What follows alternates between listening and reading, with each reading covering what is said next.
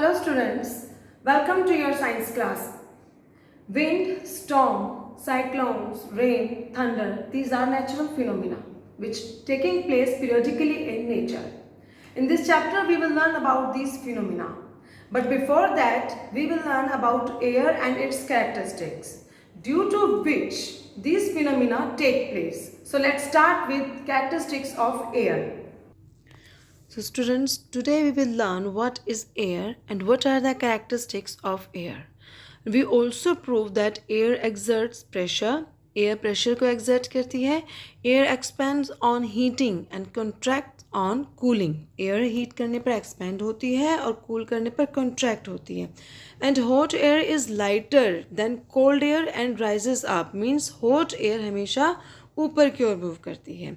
So let's start with air. So earth is surrounded by atmosphere from all side. हम सभी जानते हैं कि एयर के चारों ओर, अर्थ के चारों ओर एयर प्रेजेंट होती है and that called atmosphere. And what is air? Air is a mixture of gases, colourless and odourless gases. ठीक है बेटा. इसके बाद now what is atmosphere? The layer of air surrounding the earth is called atmosphere. अब बात आती है, क्या एयर में वेट होता है?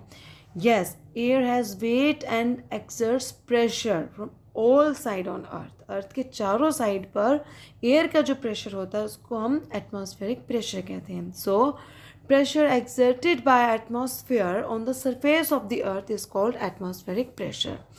नाउ अब अगर आप ये सोचें कि हमें तो कभी एटमॉस्फेरिक प्रेशर महसूस ही नहीं हुआ कि एयर प्रेशर होता है, हमने कभी फील नहीं किया. सो स्टूडेंट्स, हमने उसको फील नहीं किया, बट एटमॉस्फेरिक प्रेशर और एयर प्रेशर हर एक लिविंग और नॉन लिविंग थिंग जो इस अर्थ पर है उन सभी पर एक्सर्ट करता है. ठीक है, उन सभी पर एयर प्रेशर पड़ता है. सो अब इसके लिए हम क्या करते हैं, ये देखिए. अब हम जानते हैं कि किस तरह से एटमॉस्फेरिक प्रेशर हमारे ऊपर कितना पड़ता है और किस तरह से हमें वो फील नहीं होता है. सो standard value of atmospheric pressure is 14.7 pound per square inch at sea level. Means अगर आपकी बॉडी पर इसने कहा है every square inch of the on the surface of our body, हमारी बॉडी के हर एक स्क्वायर इंच पार्ट पर 14.7 पाउंड मीन्स 6.6 kg प्रेशर पड़ रहा है.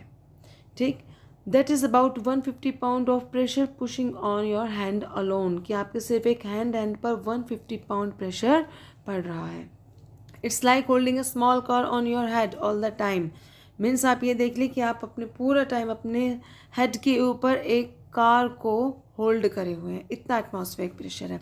मीन्स ये देखिए कितना बताया था मैंने, 1 इंच स्क्वायर पर 14.7.6.6 kg वेट पड़ रहा है.